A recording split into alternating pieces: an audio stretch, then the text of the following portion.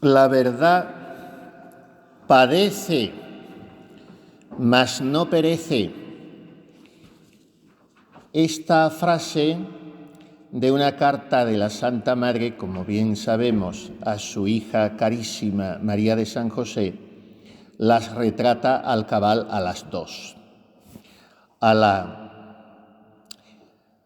la mitente y a la destinataria, porque estamos ante dos mujeres apasionadas por la verdad, porque lo están por Cristo, y en este sentido María de San José es la perfecta discípula de la Santa Madre, y por eso dice ella: muerta yo la eligieran por fundadora, y llega a decir: es harto mejor que yo. Y por eso María de San José es la gran heredera, junto con Ana de Jesús y tantas falanges de carmelitas descalzas, pero ya más de segunda fila en el sentido ejecutivo de la salvación jurídica de la Reforma. Pero María de San José es la gran vencedora vencida o vencida vencedora, la gran abanderada de la verdad teresiana, más que de la Reforma teresiana, por supuesto más que de las leyes literales teresianas, es del espíritu de Teresa y por tanto de la verdad, de la libertad que no se vende. Esta es María de San José, la defensora de la verdad, a quien la Santa Madre había dicho cuando la dejó allí solica en Sevilla, rodeada de enemigos, de dentro, de fuera, que sufriese y disimulase. No es palabra recurrente a los puntos de la pluma de la santa, ni hay que entenderla al pie de la letra como lo que entendemos por disimulo, sino que pasase algunas cosas. Claro, estamos ante una mujer de 60 años que le habla a otra de 27. Por lo tanto, no solo la dobla la edad, sino la experiencia, la sabiduría. María de San José es un fenómeno, pero un fenómeno de 27 años, por tanto un semifenómeno todavía. Y la Santa Madre le dice que sufriese y disimulase, que no era tiempo para entenderse verdades. O sea, que no se cansase en entrar en guerras de las que iba a salir muerta según con quién, porque no iban a aceptar esas verdades, por tanto que tuviese un poco de ten con ten. Y María de San José, en medio de tanta trapacería, de tanta calumnia, de tanto enredo, de tanta maraña, como ella escribe con una palabra castellana tan expresiva, y la Santa Madre le sirve para retratar por contraste al santico de Fray Juan: es varón sin malicia ni maraña. Pues en medio de tanta tramposería y de tanta doblez y de tanto juego sucio como se ve envuelta María de San José, de parte no ya de los sevillanos, porque eso es lo que menos le duele. Los sevillanos empezaron a medio quererlas a la manera sevillana, sino de parte de los frailes y de las monjas. Y esto era muy doloroso, de monjas que tenían su propia comunidad y de los frailes. Y entonces, en medio de todo eso, se siente como ahogada por la impotencia una mujer tan limpia, tan rectilínea, tan diáfana, tan transparente, tan libérrima, que no había buscado nunca más que a Cristo. ¿Y a qué viene todo este enredo? Y está como ahogada por la impotencia. Pero en medio de esa impotencia vuelve a levantarse, estimulada por la fidelidad a su maestra, a su madre Teresa, que le había escrito: que se sepa la verdad, porque no sea con la mentira oscurecida. Y ella escribirá por eso. La Santa Madre Teresa, que nos crió y se preció de tenernos por hijas, quería que se sepa la verdad, sola la verdad, con la cual nunca temo salir delante de todo el mundo, aunque todo él fuese contra mí, porque es uno de los privilegios de la verdad, que sola ella tiene autoridad para dar testimonio de sí misma. Esto viene a ser como una afirmación metafísica de corte tomista, y si nos levantamos más, llegamos hasta la Sagrada Escritura, aquel versículo del Salmo rotundo, contundente, tan incomparablemente consolador. Cuando lo rezamos, me parece que es el Salmo de la Ley de Dios, el 118, pero no podría asegurarlo. Judicia Domini vera, justificata in se metipsa. Los juicios de Dios son verdaderos, se justifican por sí mismos. Cualquier otro argumento humano hay que razonarlo, hay que apoyarlo, hay que avalarlo con autoridades. La verdad con mayúscula, la verdad que es la verdad de Dios, no necesita más que su propia esencia y se justifica por sí misma. Judicia Domini vera, justificata in se metipsa. Y María de San José dice: este es uno de los privilegios de la verdad, que sola ella tiene autoridad para dar testimonio de sí misma. Y por eso, prisionera en su cárcel conventual de Lisboa, se acordará de San Juan Bautista, es al que en su carta que ahora comentaremos cita como paradigma, modelo, dechado de mártir por la verdad. Y así se encuentra esta joven monja priora con fuerza para morir por la verdad. Por sola ella entiendo que padezco, y con alegre ánimo la defenderé hasta la muerte, dándome el Señor su gracia.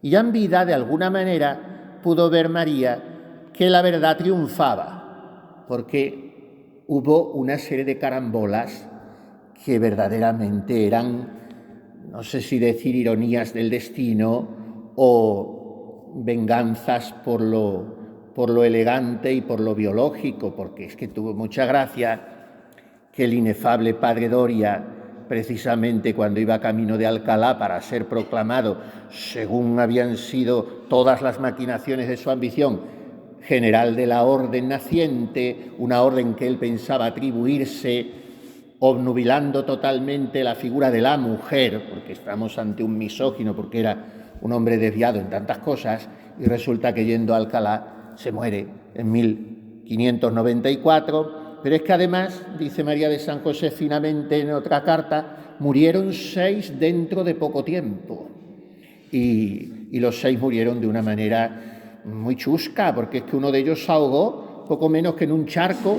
precisamente en Badajoz, cuando volvía de Lisboa.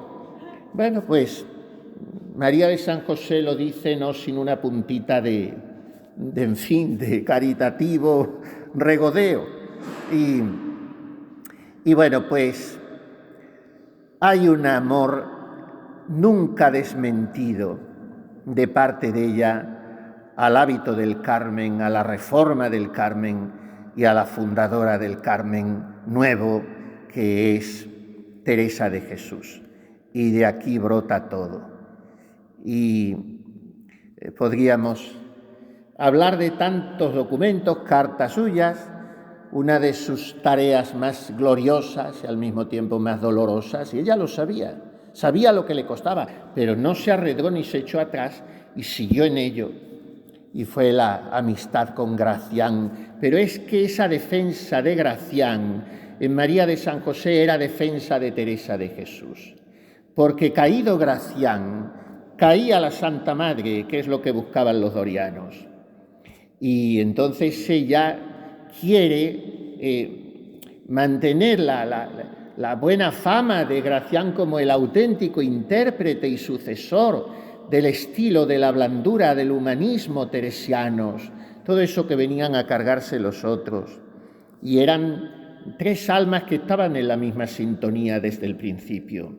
La madre y los 2 hijos, uno de ellos era al mismo tiempo padre, hijo, hermano, aquel hombre tan completo y al que también repugnaba tanto la mentira, pero qué sucio fue todo. Es que los padres de la consulta, acicateados por Doria, acusaron a Gracián, hasta ahí llegaron. Todo esto está escrito. Fíjense qué precisión para calumniar. Ya que te pones, hazlo bien. acusaron a Gracián de tener con María de San José un hijo o tres. Un hijo o tres, hasta ahí llegaron.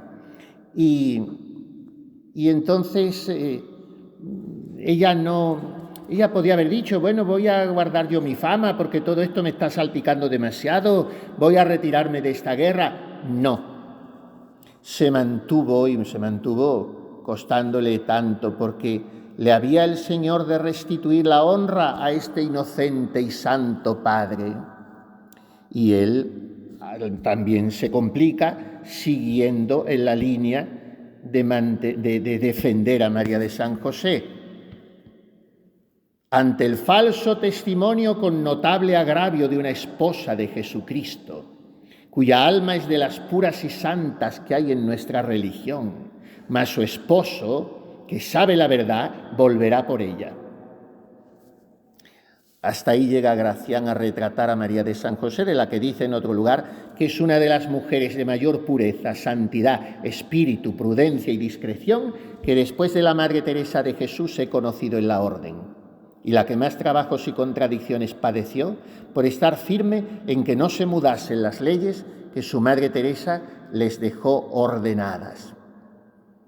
Tenía conciencia, así lo dice de sí misma, de ser pregonera de nuestra felicísima Madre, confesando que si algo sé o valgo, es suyo.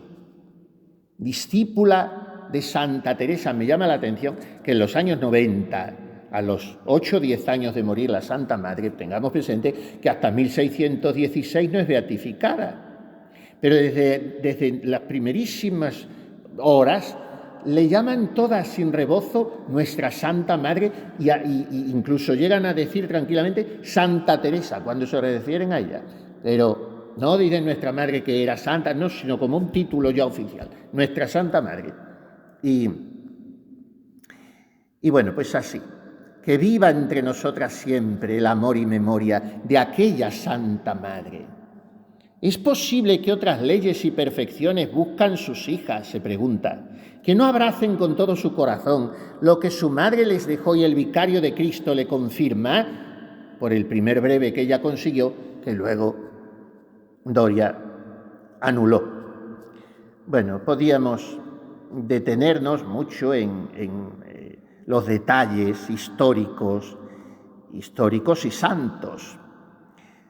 Humanos, trenzados, claro, de política humana, pero santos porque buscaban la voluntad de Dios en los detalles de toda esa defensa de las leyes teresianas, de las constituciones de la Santa Madre, que luego se repitió a los 4 siglos, tal cual, y por tanto de la defensa del padre Gracián y de su secretario, Fray Bartolomé de Jesús, al que salpicaron también las calumnias. Y ya sabemos que a petición del capítulo general de la Orden en Roma, en 1991, justo a los 4 siglos, se pidió la rehabilitación de Gracián, que había sido, como sabemos, todo expulsado de la Orden, en fin, la peregrinación de Anastasio es una novela apasionante. Y luego fue oficialmente rehabilitado el padre Gracián en 1999, y allá va, ahora adelante, no sé cómo, pero su causa de beatificación junto con las de las 2 grandes defensoras, Ana de Jesús y María de San José. Pero digo que no nos podemos detener en todo eso, porque sería una charla histórica, y una charla histórica sabrosísima, pero los detalles más o menos los hemos ya leído varias veces, cuando han empezado a aparecer en toda su crudeza, y los responsables principales son el padre Ildefonso Moriones en defensa de la herencia teresiana, y en su tesis muy interesante. Después un carmelita, una figura muy particular, no sé si era de Colombia o por ahí, el padre, yo creo que salió de la orden, Anselmo Donázar, Principio y fin de una reforma. Ese libro es muy interesante, un poco crudo a veces. El padre Fren también estudia todo esto muy bien. Y un sacerdote diocesano de Sevilla, con el que yo tuve amistad también muy peculiar, se ha muerto hace poco, Carlos Ros. y recoge todo muy bien recogido en una serie de libros que escribió, sendas biografías sobre estos tres, Gracián, María y Ana. Y después ya empezó a escribir otras de la Santa Madre, el Santo Padre, pero en fin, ya más estándar, diríamos, pero lo hace muy bien. Bueno, pues son los autores principales y ahí tenemos toda la historia que hasta entonces se había ofrecido bastante edulcorada. A mi modo de ver, el primero que empieza a desenmascarar así, pero más, digamos, casi salvajemente, es el padre Efrén. La herencia teresiana, Santa Teresa por dentro y todo eso. Bueno, hay documentos que nos presentan, claro, hay que ir siempre a los documentos, a María de San José así, sin rebozo ni envoltorio, tal como era en sus cartas. Y son las cartas que empieza a escribir en su periodo de Lisboa, cuando ya hacía 3 años que había muerto la Santa Madre, y ella, como hemos visto, pasa en Lisboa 18 años, de 1585 a 1603, en que muere justo a los 15 días, me parece, más o menos, de llegar a Cuerva desterrada. Pero las cartas de Lisboa son muy dolientes, y tiene una del 8 de septiembre de 1590 a las Carmelitas Descalzas de Sevilla y de Sanlúcar, que ya se había fundado, Sanlúcar la Mayor, y les habla de que está dispuesta a defender con su sangre el legado teresiano, y quien no lo estuviera, indigna es del nombre de hija de nuestra Santa Madre. Cesen ya imaginaciones ni esperanzas vanas, que para siempre permanecerá lo que nuestra Santa Madre hizo, y las que no lo saben, sepan que toda la furia infernal se había levantado para desbaratarnos, y las que lo entendíamos, ha más de 6 años que clamamos, de que no pocos trabajos se nos han seguido.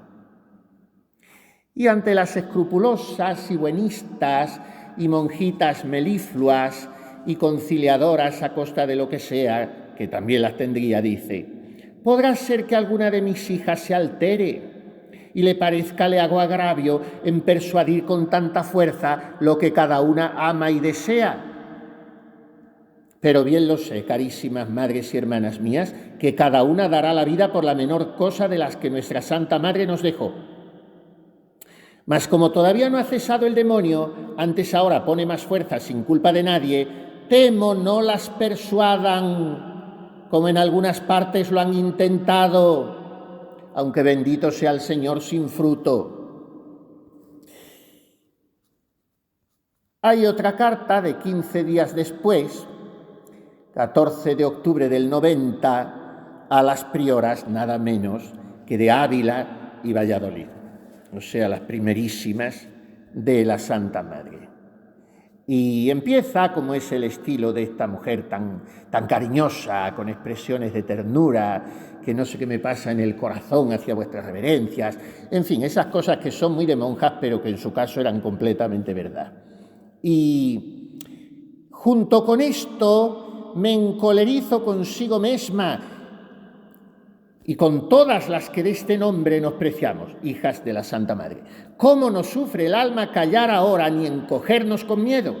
¿Cómo no damos voces y acordamos a nuestras hermanas que somos hijas de la Madre Teresa de Jesús, a quien todos pregonan por santa y a quien el cielo tiene por tal? ¿Es posible que otras leyes y perfecciones buscan sus hijas, ni miedos ni amenazas, ni promesas ni razones, inclinen a unas a callar y a encogerse, y a otras a dar tan mala cuenta de sí, que no abracen con todo su corazón lo que su madre les dejó y el vicario de Cristo les confirma? 4 años ha que callo y sufro, y obedezco a los más duros y ásperos mandatos contra mi honra, abrazándolos con alegría, mas ahora no callaré. Sepan todas que me ofrezco no solo a padecer trabajos, cárceles, hambre, sed, azotes, infamias, mas si fuere necesario, la muerte por la más mínima cosa de las que mi Santa Madre dejó, y todo el infierno que se junte no me mudará, si Dios no me quita la luz que me ha dado. Y así, todas estas expresiones impresionantes que conmocionan leerla y pensar que es que no eran letra muerta en un papel, es que lo vivió todo lo que decía le vino encima. Un mes más tarde escribe a un religioso que no sabemos quién es, una carta también interesantísima, pero estremecedora y muy triste, donde le cuenta, sería un padre al que le interesaba informar o que él se lo habría pedido, todas las marañas que estaban haciendo con ella. Y esta es impresionante también. Y los engaños de que era víctima de parte de los frailes, los espías que le mandaron, cómo le escribían constantemente haciéndose pasar por sus amigos, alguno cada semana, y cómo fue víctima de todo esto.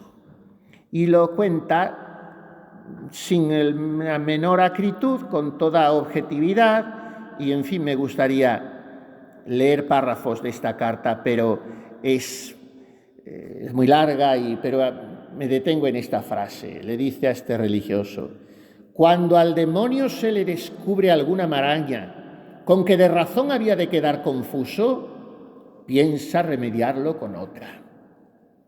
O sea, como el demonio siembre mentira y esté manejando satélites y agentes, no descansa.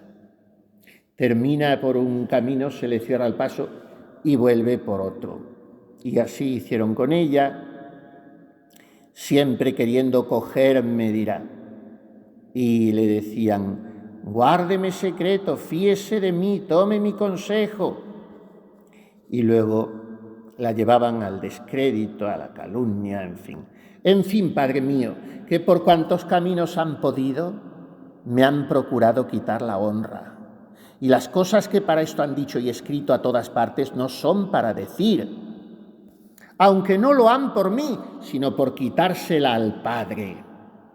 Gracián, no se pueden decir las trazas e invenciones que han hecho por sacarme alguna palabra en que confesase que en algo había excedido este Padre, o lo que hace o dice es dañoso a la religión. Y sigue defendiendo a Gracián ante este religioso destinatario de esta carta y cuentan muchas más cosas, en fin. Pero vamos al día 16 de abril de 1593. Hay dos versiones de esta carta en la que me parece será bien que meditemos un poco, todavía con los ecos tan recientes, litúrgicamente hablando, de la pasión de nuestro Redentor divino, de su silencio, de su despojo, de su vilipendio y oprobio, de sus humillaciones y ludibrios, de sus clavos, de sus soledades. Hace una semana escasa hemos estado saboreando la amargura de todo eso y la dulzura de saber que en todo eso está nuestra salvación, vida y resurrección, y que por todo eso Cristo, nuestro Salvador, nos ha libertado con la verdad que nos hace libres.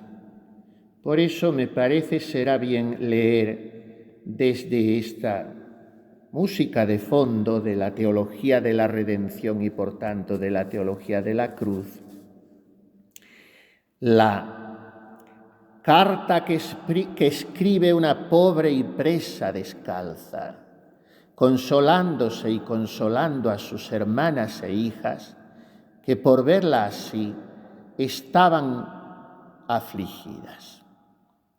Este es el título de la copia de la Biblioteca Nacional de Madrid.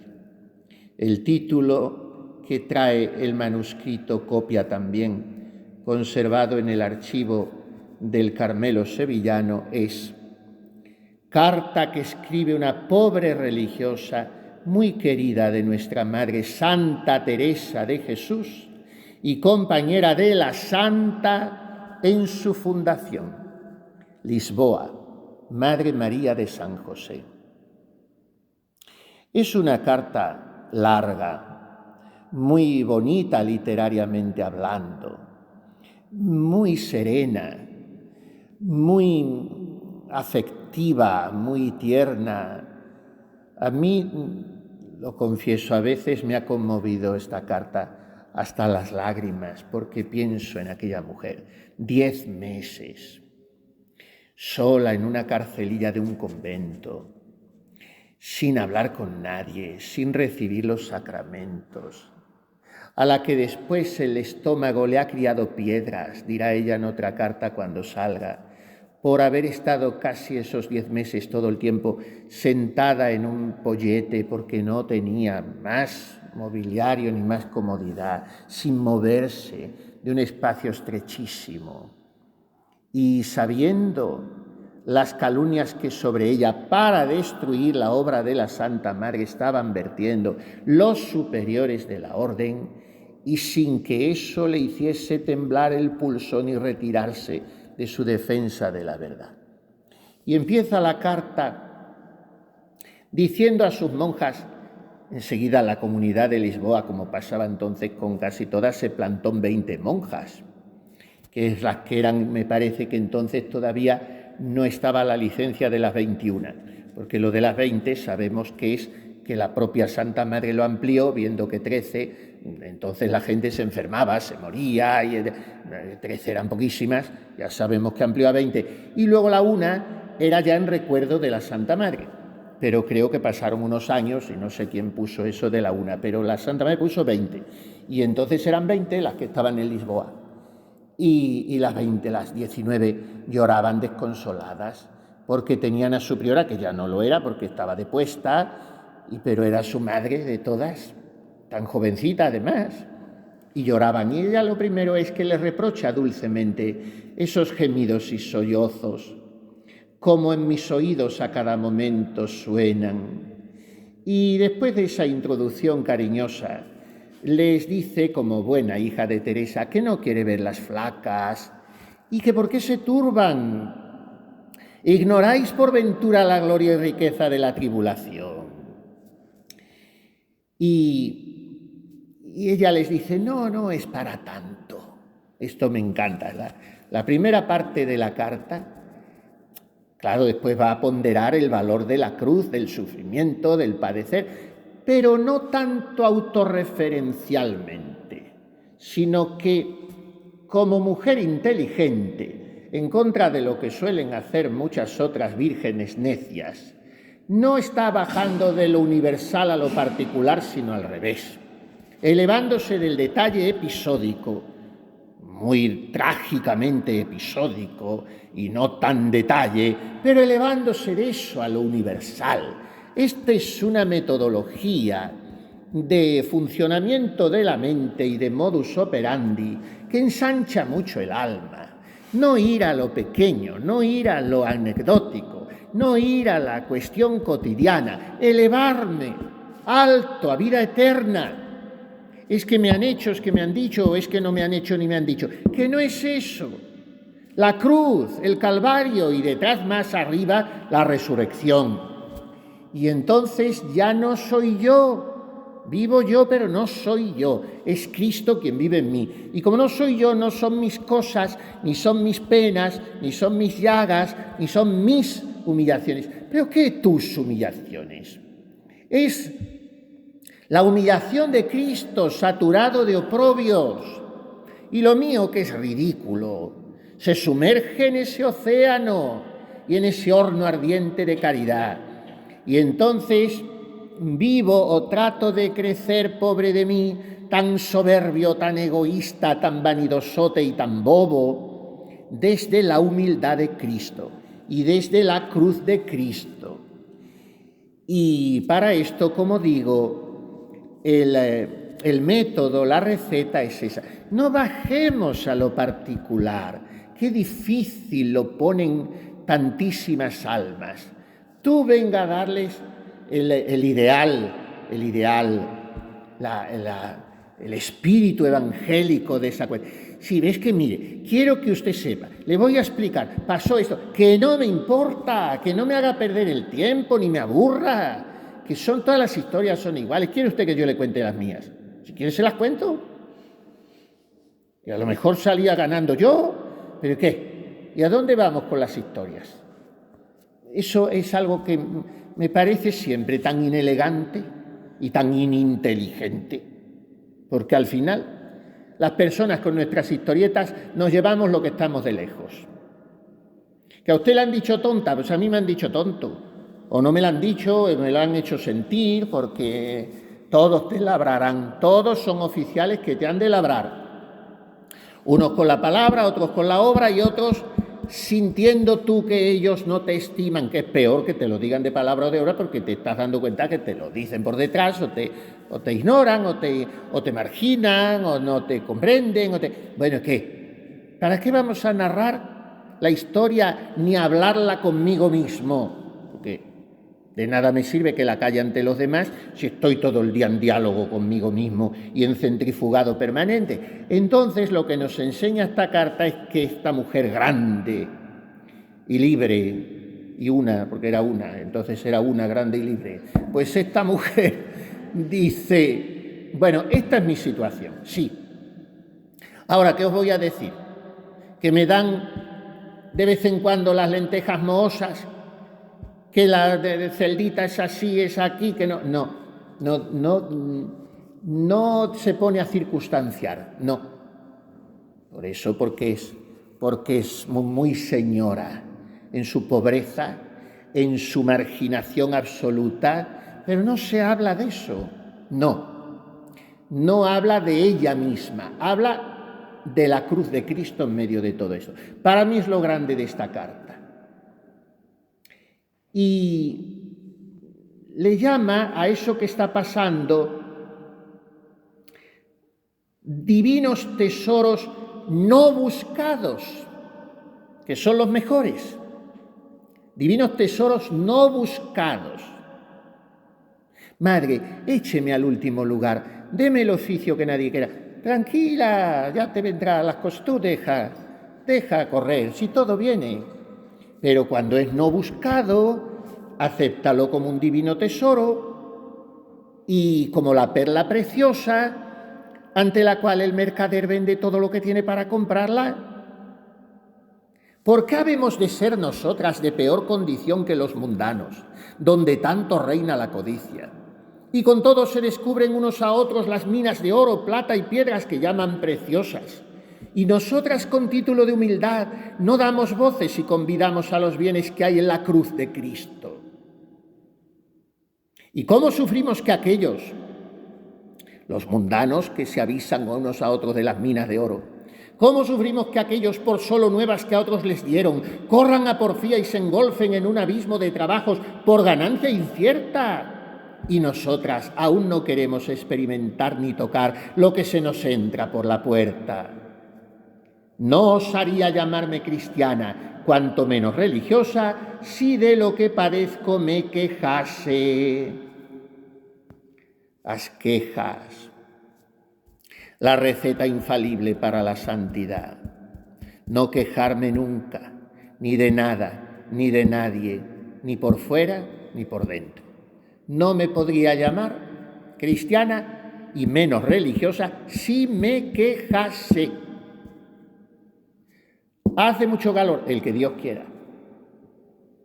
Esta persona me está mortificando, es Dios el que te la ha puesto al lado.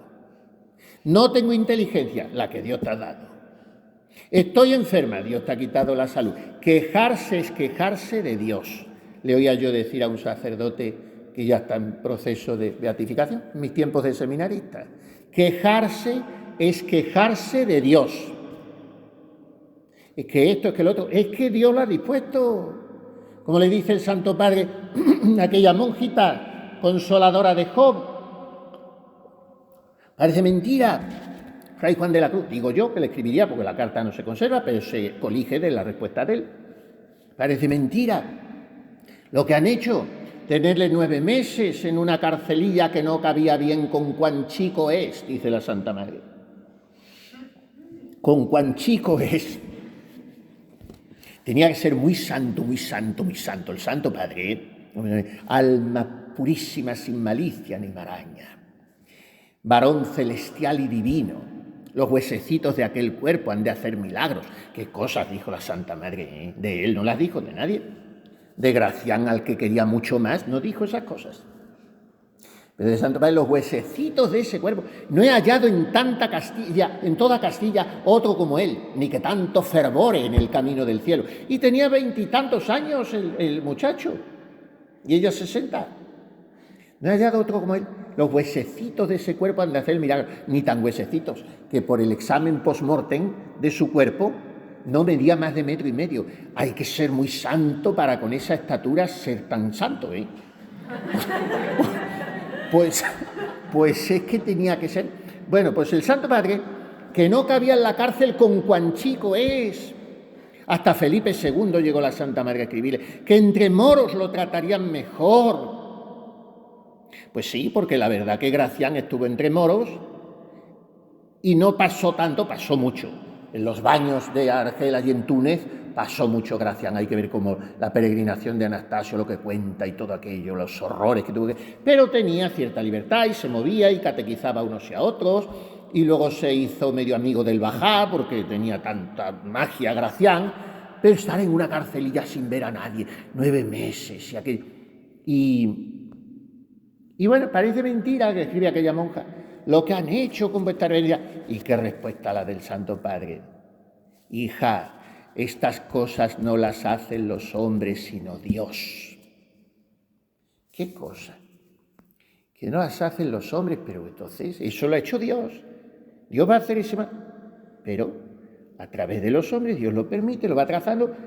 Hubiéramos tenido un San Juan de la Cruz sin aquello, desde luego ya era muy santo, porque en la primera misa ya había sido confirmado en gracia, pero no sé, los remates de filigrana de santidad de aquel alma preciosa, y habríamos tenido el cántico espiritual, pues no, porque lo escribió allí, y la fonte que mana y corre y todo, en fin. Bueno, estas cosas no las hacen los hombres sino Dios, y es lo que está diciendo María de San José. Y dice, no me hago caso de lo que andáis vosotras pensando. ¿Y qué decía ella, interpretaba que pensaban las monjas? Buenos son trabajos, pero ya los hemos padecido por muchos años.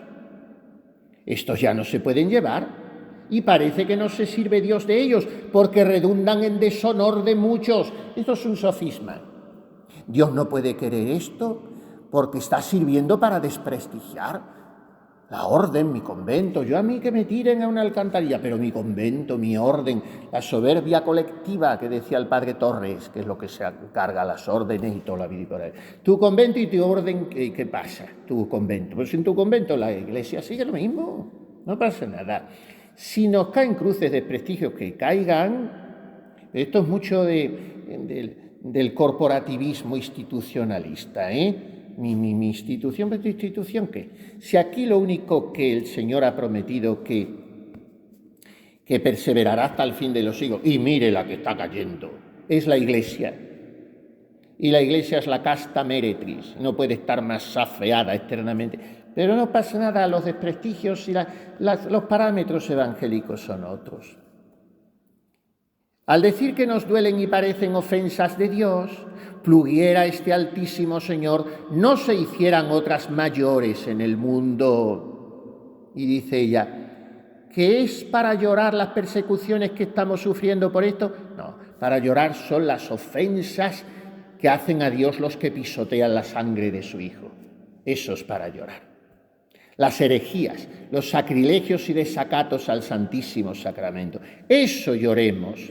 Y nuestros pecados propios, esos para llorar, porque por eso ha derramado el Señor su sangre.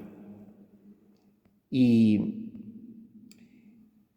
dice algo muy interesante, que cuando el Señor da licencia al demonio para que sirviéndose de sus agentes, estos nos golpeen, no os parezca que como a hombres ignorantes y ciegos los deja el Señor dar los golpes errados. O sea, sí, el Señor me querría probar, me querría humillar, pero de esta forma. ¿Va a consentir el Señor esto?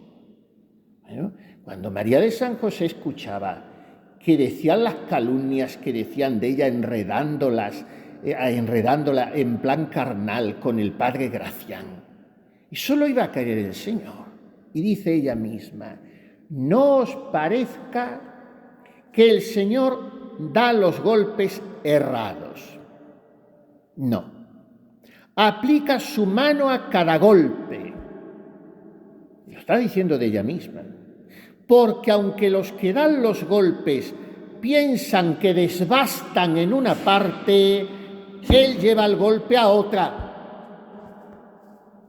O sea que se está sirviendo de esos perseguidores, de ese acontecimiento, de esa cosa, para pensar el que me da en la mano, pero el Señor me está dando en donde necesito que me dé, en el ojo, en la mente, en lo que sea. Él lleva el golpe a la parte que sabe dónde está lo tosco y mal pulido. Esto es lo que hace el Señor. O sea que de los males saca bienes, males permitidos por Él. Habémonos embarcado con Cristo en la navecilla, hase levantado tempestad, y aunque el Señor duerme y parece que nos vamos anegando, su majestad recordará a tiempo y nos librará. Recordar sabemos que es despertar en aquel siglo todavía XVI. No os desmayéis, carísimas, no os enflaquezca vuestra fe por ver que al parecer el Señor nos ha dejado tanto tiempo en manos de los que tan sin razón nos persiguen. Por ventura no se hubieron así con nuestro Dios y Señor. ¿No dice Él que no ha de ser mayor el discípulo que el maestro? ¿De que nos espantamos? Bien, toda la carta es digna de mucha ponderación y después ella acude ya directamente a mirar a Cristo en la cruz, en el Calvario, y a escuchar aquella su primera palabra: Padre, perdónales, que no saben lo que hacen. Y esto Cristo pidió al Padre, que fuesen perdonados.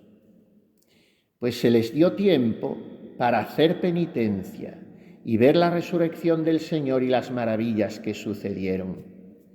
Por eso os pido, queridas hijas, que no os pese de verme aquí encerrada en tan dura prisión, ni os aflijáis de que estén todas las puertas cerradas de los medios humanos para mi libertad, habiéndoos puesto tantos preceptos para que nadie sepa lo que se hace de mí. Pues aquel que lo puede remediar no está ausente. Él lo mira y lo consiente, y aun por ventura se alegra de ver vuestra paciencia. Con Él podéis hablar, a Él me podéis presentar y con Él me podéis favorecer, que en vuestra ayuda espero. Y este será nuestro mérito: volver el rostro a quien nos hiere, dar la túnica a quien nos quitare el manto. Y no me parece que es tanto, les viene a decir para terminar, lo que yo estoy pasando. No, porque cuando me quiero consolar con alguno de los santos que por el Señor estuvieron presos, parece que me desechan como a indigna, porque a ellos los veo en duras prisiones y yo no las tengo. Ellos entre crueles enemigos y yo entre piadosas hermanas. Ellos en cárceles infames y yo en un rincón del cielo, donde con tanta piedad soy visitada del ángel que me dieron por guarda, la única monjita que destinaron para llevarle la comida y que se escaparía para decirle 2 palabras de vez en cuando y consolarla por muchos preceptos que le hubieran puesto. El ángel del Señor que me cuida, dice ella. Y sobre todo, que no me desampara aquel que en tal día como hoy quiso morir por mí. Aquel 16 de abril de 1593 era Viernes Santo, que es el día que por no poder ella acudir a los oficios, al coro, ni rezar con sus monjas, ni nada, escoge para escribir esta carta y le sirve de oración, de desahogo, pero no de desahogo de decir que no me quiere nadie, sino de desahogo, de decir qué riquezas hay en la cruz. Esto es lo que le viene a decir. Y es tal día como hoy, Él quiso morir por mí. Con su memoria he podido sufrir el terrible tormento que me ha sido estar privada de los sacros oficios y comunicación de los misterios, que en tales días nuestra Madre la Iglesia nos representa en tal tiempo como este que escribo, día de Viernes Santo. Después de cansada de tantas cosas como se ofrecen a la imaginación, una persona solita, 10 meses en una cárcel, esa cabecita no para y pasa de todo, y tentaciones y negruras. Estoy cansada de tantas cosas como se ofrecen a la imaginación y he descansado con esto. Aquí estaré todo el tiempo que mi Señor quisiere, con mucho contento, aunque sintiendo de ver privada mi alma de recibir de su santísimo cuerpo por tantos tiempos y en tales días. Orad, carísimas, por vuestra hermana y sierva María. Tengo que terminar y, por tanto, me salto una carta que de las muchas que se pueden leer, pero es muy bonita también, esta es ya más de curiosidad, que por aquella misma época, 2 años después, cuando ya ha salido de la carcelilla, y la han rehabilitado para después volver a tirarla por tierra, ella escribe en un portugués bastante pulido y bien aprendido y bien transcrito a aquel gran amigo de la Santa Madre, al que también ella le escribía preciosamente, el arzobispo de Évora, don Teutonio de Braganza, a quien la Santa Madre dice: cuando esté muy cansado, vuestra señoría, de los oficios del obispado, no se preocupe si no puede hacer oración así, comme il faut. Vaya, sálgase al campo, mire al cielo, pasee un poquito, todo es necesario. Bueno, pues a este hombre le escribe en portugués María de San José. ¿Cómo eran aquellas primeras? ¡Qué jabatas! Están hartas de sufrir, agotadas de las fundaciones, llenas de oprobios y muertas de pena de sus monjas, que una se le muere jovencita, otra se le enferma, se le murieron además en aquel periodo 2 monjitas, ella sufrió muchísimo. Bueno, en medio de todo eso, siempre pensando en fundar y en continuar la obra de la Santa Madre, y le escribe a don Teutonio porque ya está soñando con dar un salto de Lisboa a Évora. Luego aquello no se le logró, pero hubiera tenido la ilusión de fundar en Évora, y si nos descuidamos, como estamos muy cerca, a lo mejor salta hasta Badajoz, pero no fue a Évora. Bueno, total, que bueno, pues así. Y luego otras cartas hablando a otras carmelitas otra vez de lo que había pasado ella, pero como digo, no refiriéndose a ella misma, sino que enseñando a sus monjas a levantar el corazón a Dios. Y en esa otra carta, y termino ya con ella, a otra monja que tampoco sabemos a punto fijo quién era, ya del año 1597, a una carmelita descalza, y le hace esta confidencia. Un día que parecía yo tener el alma en una grande oscuridad, entre 2 retratos que tengo en el breviario de nuestro Señor y su gloriosa Madre, dije: ¡ay, Señor, cómo nos has desamparado! Dijo el Señor: necia, ¿a quien yo aflijo desamparo? Esto le contestó el Señor, que subvierte todos nuestros parámetros y categorías. ¿A quien yo aflijo desamparo? ¿Cuál es el desamparo de Dios?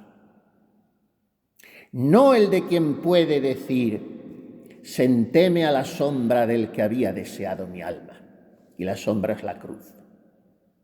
No es el desamparo de Dios el de quien puede escuchar de su esposo divino: debajo del manzano, allí conmigo fuiste desposada. Allí te di la mano y fuiste reparada donde tu madre fuera violada. No es el desamparo de Dios el de quien se encuentra forastero lejos del Calvario. La cruz es el amparo de los amigos de Dios y por eso a María de San José, que estaba tan cansada, tan fatigada en su corazón, tan lacerada por las penas y que se comprende muy bien que mirando, quizá llorando en medio del oficio divino y mirando en el breviario aquellas dos estampas, como eran entonces las estampas pintadas a mano, y ella las tendría como un tesorito en su breviario, el Señor y la Virgen, y les mira y, ¡ay, Señor, cómo nos has desamparado! Bueno, una queja muy legítima, porque era verdad, estaban desamparadas de todos. ¡Necia! A quien yo aflijo desamparó. En ese mismo punto que dentro del alma sonó aquella palabra, huyeron las tinieblas y confusión, y quedé con paz. Y todo el tiempo que en la cárcel estuve, me hizo el Señor muchas mercedes. Lo que solo me afligía es ver pasar la Semana Santa, porque cerca de ella me echaron presa, y todas las fiestas sin comulgar ni oír los oficios. Solos los días de fiesta me llevaban a misa, que era un nuevo tormento ver las lágrimas de mis hijas, sin podernos hablar. En este tiempo se nos murieron 2 hermanas, que no ayudó poco a su enfermedad la grande tristeza y persecuciones que por esta causa vinieron. Y al fin, como el padre Fray Juan de las Cuevas fue con el cardenal a Madrid, alcanzó del padre Fray Nicolás Doria que me sacasen de la cárcel, y así se hizo, pero dejándome sin voz ni lugar ni poder hablar con nadie de fuera. Como había estado aquellos tantos meses sentada en un cabo sin menearme de un lugar, criáronseme piedras en el estómago, de suerte que en sacándome de aquella cárcel en que los hombres me pusieron, me echó nuestro Señor en otra más pesada. Y fue que me dio una tan recia enfermedad de un vagido que estuve muchos meses y aún cerca de un año padeciendo los mayores tormentos que en mi vida he padecido, porque me dio un flujo de piedras y en vómitos. Estuve aquí afligidísima porque me quitó Dios el gusto que toda mi vida he tenido en todas las cosas con solo pensar que era voluntad de Dios. Y aquí hasta la noche oscura, después de la cárcel, en medio de la enfermedad, con lo que son las piedras en el riñón, en todo, los dolores terribles, los cólicos nefríticos, se desencuadernó toda. Y ya encima el desamparo en su alma. Pero acordéme de lo que se dice en la Sagrada Escritura, que el justo por la fe vive, y con esto vivía, en aquel desamparo y aflicción. Tuvo pruebas que nunca había tenido miedo a morir. Ahora le humilló un temor a morir que le acometió de repente, todo era también producto de la enfermedad y de... Bueno, volviendo al discurso de mi vida, dio la rueda otra vuelta conmigo, y tanto como encarecieron y mintieron en cosas que de mí decían de abominaciones, tanto más mienten ahora en grandezas y virtudes que dicen que tengo. Doy gracias al Señor que me ha puesto como insensible, que ni pena ni gloria siento. No sé lo que será de mí. Una mujer muy lista, pues lo que fue de ella es que la rueda volvió a dar otra vuelta. Y después de la persecución, la cárcel, las calumnias, el enaltecimiento. Por poco tiempo la repusieron de priora, sus monjas volvieron a elegirla, volvió a sonar en Lisboa el nombre de María de San José, se murió Doria, vinieron superiores más proclives, pero otra vez cambió la rueda de la fortuna a por esta mujer, porque nos estorba a borrar hasta su presencia, que no suene al último convento perdido en tierras toledanas, lejos de todo sitio, a Cuerva, sacándola en un barco por detrás de los muros del convento, por el puerto de Lisboa. Qué triste todo. Y en Cuerva a morir. 15 días recibida allí como una intrusa molesta, como un elemento perjudicial para la comunidad, con malas caras, y echada casi, si no en una carcelilla, en una celdita ella sola. Y claro, a los 15 días se murió de pena. 55 años. ¡Qué vida! y en cierta medida o en mucha, no sabemos, porque hipótesis sobre el pasado es inútil hacer, gracias a esta mujer están aquí vuestras caridades, en buena medida, y a Ana de Jesús.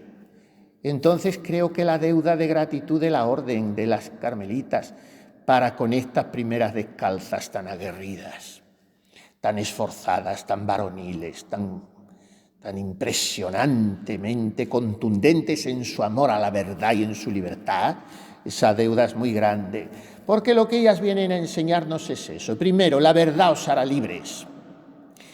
Segundo, el único lujo de los pobres es no venderse, pero sobre todo, si el grano de trigo no cae en tierra y muere, queda infecundo, pero si muere, da mucho fruto.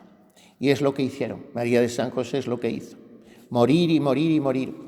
Le convenía, a lo mejor lo necesitaba porque era tan, como dicen ahora las monjitas, era tan monísima en todo sentido y tan completa, en fin, en todo, era arrolladora.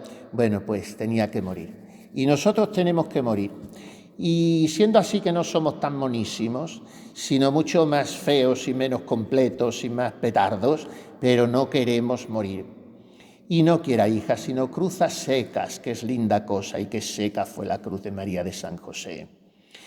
Pues no mucho más jugosa y florida, sino mucho más seca, fue la cruz de la otra María de San José, María Inmaculada, se puede llamar María de Jesús y María de San José. Pues María la Virgen y estas mujeres santas, Teresa y todas sus hijas que la han seguido, nos enseñen a amar la verdad, amar la cruz, amar la muerte, que es amar la vida eterna.